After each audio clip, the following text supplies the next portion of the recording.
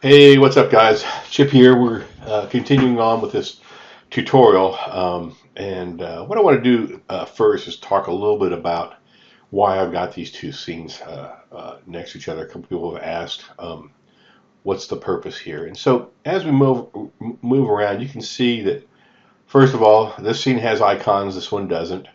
This one is anti-aliased, then this one isn't. I'm going to hit this play button again to refresh my anti-aliasing part of the screen. So.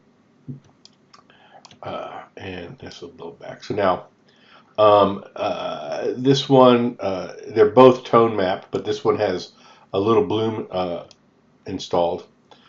This one has depth of field. This one doesn't. So that's the reason why is you want to be able to see exactly what your final product is going to be like. So that's part of the reason. The other thing I want to point out is if I look at my camera, we added some different things here. I'm going to turn off the depth of field on over here. So now the depth of field is no longer at play.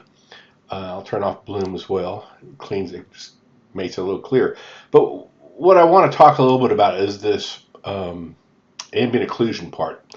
So if we zoom in and let's look at his feet. His feet are light. It's somewhat of a reflective floor.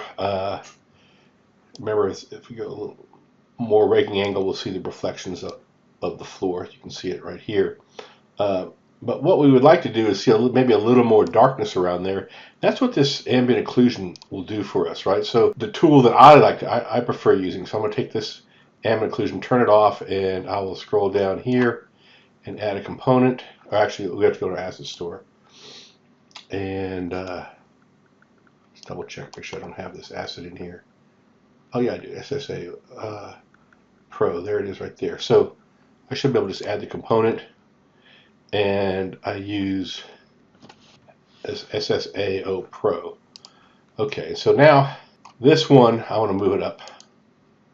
Move up in front of Bloom. I want to put it right where this other one is. So I'll just right click on this title, say move the component up. It just keeps moving it up one more.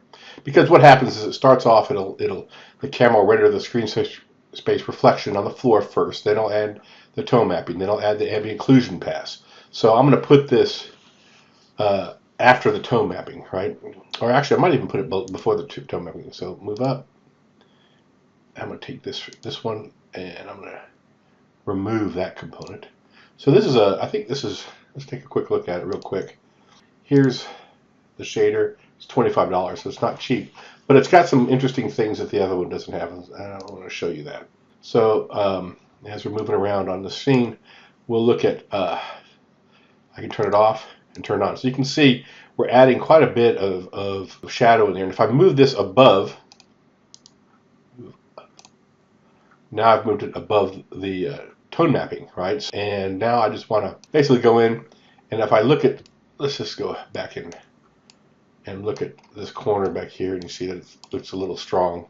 But what I could do with this particular one is I can say show AO, and it shows me actually the complete what it's actually adding to the scene. And so I can say intensity, kind of jack it down a little bit. Want it to be high quality bilateral. Sample count, I'm going to say ultra. And then I can turn off this show AO. If I go down to 0, that's the normal. I particularly like this one. I think it's a pretty nice example of adding just the right amount of AO to a scene. So I'm going to turn it off now because what I want to do next is I want to talk about creating a scene that has interior only. So to do that, go to Tools, let's close the GUI, open it. Okay, it's in the tracking, and okay, so you can see right now we have a situation where we're only lighting this whole scene with one light, and that's the direction light outside. So I want to actually change that, and the way I'm going to do that is I'm going to basically build out some cubes and cover. If we go outside of this, I want to cover all those holes. We've got 1, 2, 3 holes in it. So I'm going to build up the cubes, and I'll do that very simply by going into Game Object, 3D Object, Cube,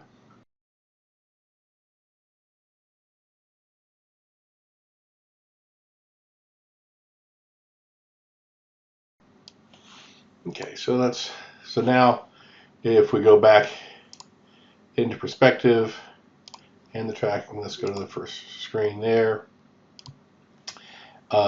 And now let's go to lighting, and I'm going to basically hit this pre-computed real time just so we can see what's going to happen here. Go to my directional light, and I turn that off. Blue glow, edit that, and I'm going to make it kind of a nice blue. And I'm sorry, that's the albedo. Albedo can stay white. The emission, I'm going to make a nice blue. Something like this. Okay, and then I drag that on top of, drag that on top of this box, and you'll start to see that, we'll set the lighting to automatic now, and we'll start to build some GI on here. Okay, now you can start to see that we have just a little bit, not much, but if I go into our main camera inspector, and I want to basically turn off the tone mapping, there we are. Everything else is good. Okay. So now next what I want to do is I'm going to actually add an area light in here. Area lights only work with deferred rendering. Now, when you look at this lighting tab, remember we turned off this pre-computing real time.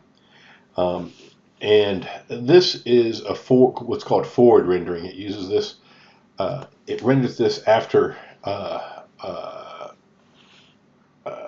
it renders this in a real-time way, which is forward rendering. Bake rendering means that we're baking the lighting onto all the objects. And that's set in the camera, as you recall. We have this set up here as, where's my camera? Up at the top. As HDR and this deferred rendering. Deferred rendering means that we can now use this baking texture. We can use area lights too. Area lights only work in deferred rendering mode. So let's go into a light and say, let's create an area light here. And basically, let's turn this gizmo back on. And let's select my area light. And we're going to move him. Actually, I'm going to move him into this window area right here. And let's see, rotation, zero out the rotation. So now if we look at it, it's facing the right way. That normal is going right in. So I'm going to move it here. So it needs to be set up so that it's not inside. I want it inside the wall, but not inside the inside this dark volume, the wall that's holding. I want it kind of inside the opening. And then I want to basically set that up to the opening, the same opening size. So let's, yeah, so here's our opening, and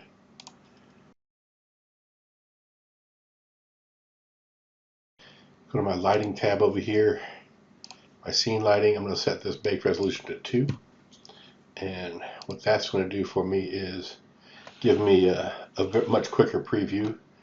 Let's turn this off, and let's go back to my in tracking. Let's go to 1 there. So, and if I also, another kind of shortcut I'll tell you about is if I double click on, let's say, the Rob, that's the same thing as selecting him and hitting the F key. So there's Rob. So here's our lighting, and you can see that it's not that bright, but it's kind of working. But we don't have a good number here. So what I'm going to do is I'm going to jack up the samples here a little bit. As you can see, we're at right now we're at 2. I'm going to try 20. Come back. Okay, here we are, and you can see that things are looking a little better. I kind of need it to be brighter. Also, I'm going to punch up this indirect lighting to 1, and I'm going to go back down again to Notice how fast that rendered. I'm gonna go. I'm actually gonna go down again to something like 10 because what I want to do is I still want to refine this and I want to do it in a way that's relatively fast. So let's go to our area light and let's bump the intensity up to say something like 2. Let's try, or even maybe 3. Let's see what happens when I do 3. Okay, there's 3. So you're starting to see it's lighting up this room pretty nicely, which with 3. That works. One thing that's not working is, of course, our probes are off, reflection probes. Let's go ahead and turn those back on.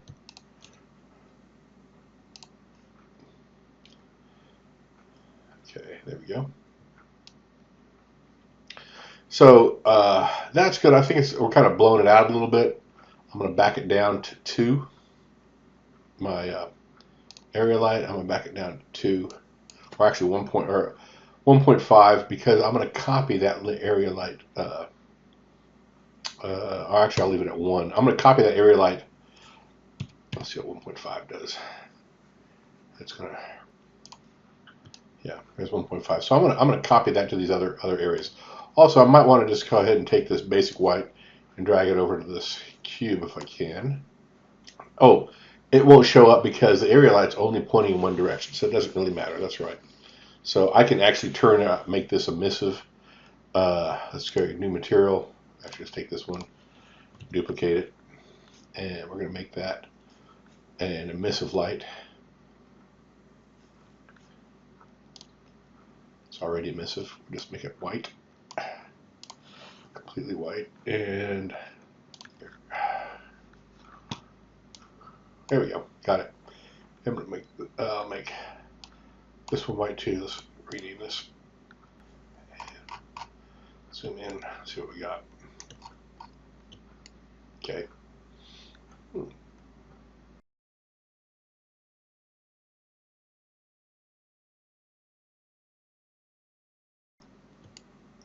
Over to the edge here. And I'm going to rotate it. Rotate. If I hold the control key down while I drag, it'll stick to 90-degree increments, which is fine. Remember to point the normal on towards the inside.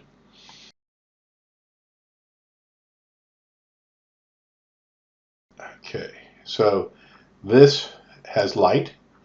This is just the emissive material. So please know that we use area lights because an emissive material really doesn't broadcast like an area light will. So that's what the difference is there.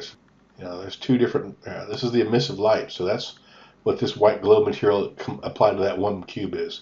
This is the area light, so that's important distinction. Let's grab that last area light, Command D, and we're just going to move it so that it sits over here. And let's go ahead and let that. I'm going to go ahead and bake that out at 20. Okay, so that's not bad actually. So that looks like a pretty. It's got pretty nice. Only I suggest that it does need some tone mapping. These dark colors are a little bright. I can probably also go into these area lights, and I might want to just jack them down a little bit. Say 1.2. Let's try that. You can see, looks pretty good. So I'll probably bake this out at a higher resolution, but you can start to see that this is working for us. Let's go into our camera settings. Let's go into our let's go to tone mapping first, and I'm going to jack up the exposure on this a little bit. There we are, and add our bloom. There, that looks pretty good. And our anti-aliasing is already working. So check up the global illumination, the baked resolution. So let's make it 60, and we'll be back. Okay, and we're back, and you can see it came out quite nicely. Still not quite 100% photoreal, but I think we're getting pretty close. I'm going to actually turn on the sunlight now. Take away this box. Actually, both of these cues. I'm gonna hide these, and then remember we have a white background. That's why that doesn't show up in here. And I'm gonna go ahead with my directional light, and I'm gonna turn that on. And I'm gonna go to my camera, and I'm gonna turn off the tone mapping one more time, and let this bake with all of this. See what it looks like. So it came through, but you can see everything kind of got blown out. Way too much light in the scene at this point. So I need to kind of back it down. So I'll do that. I'm going to actually back it down. I'm going to show you how I do this kind of more interactively. Instead of burning it at 60, let's go ahead and go to 2.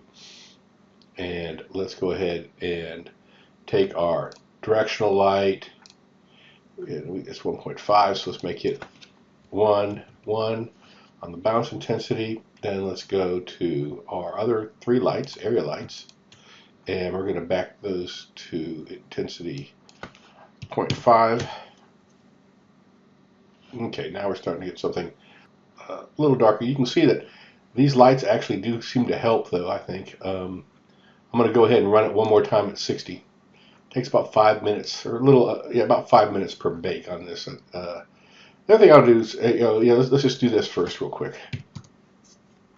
So there we go. Okay, here we are. We're done. So I think we got a pretty good render on this at this time. Let's go back into my camera again, and I'm going to turn back on my tone mapping, and this time I'm going to use something called photographic. Let's see what that does. You get the idea. So there you have it. I want to talk a little bit about optimization as a last thing here. Let's go back to all of my, so we have, that was a 60. Let's go back at all of my objects. And if you remember, we set those up as to be scale and light map as a 1. So I'm going to, or a 2. I'm going to put them back to 1. And that cuts the scale and the light map by half. And then I'm going to go turn this off. And I'm going to click here and say, oops, turn it off. And then hit this cancel button. And I want to say clear bake data.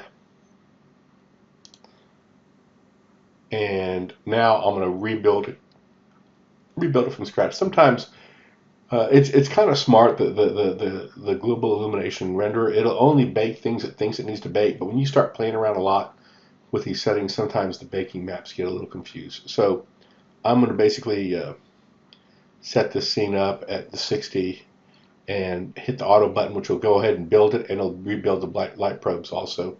So I'm going to go ahead and let that get started. So here we go. So it baked about half the time, and if you look, it actually turned out better, I think. So that's a good point to think about. Is we may want to reduce the size of those maps. Although I see that up here we have a little bit of artifacting, so we might want to keep them large on this area. But up there it's because there's a little artifacting on this, but it looks really pretty good. I did, by the way, pull that plane off of the wall, and you can now see that it's not having the problems with the aliasing or the popping of the texture maps. So that's about it. One last thing I'll mention is that I have seen another way of optimizing it, which says you put 3 or 4, probably 4 point lights at each one of these things behind the surface, the white surface. So you still have the emissive surface, and they come through, and the white surface doesn't cast a shadow. So, and we'll talk about some IBL, image-based lighting, and adding HDRIs in another tutorial. Also want to talk a little bit more about how to set these materials up, so this wood looks a lot more like wood, not just like right now it looks kind of like a laminate. So we'll go over all that. So that's it for this series. These are the first 4, and I think I'll start a new series here when I learn more. Thanks. Bye.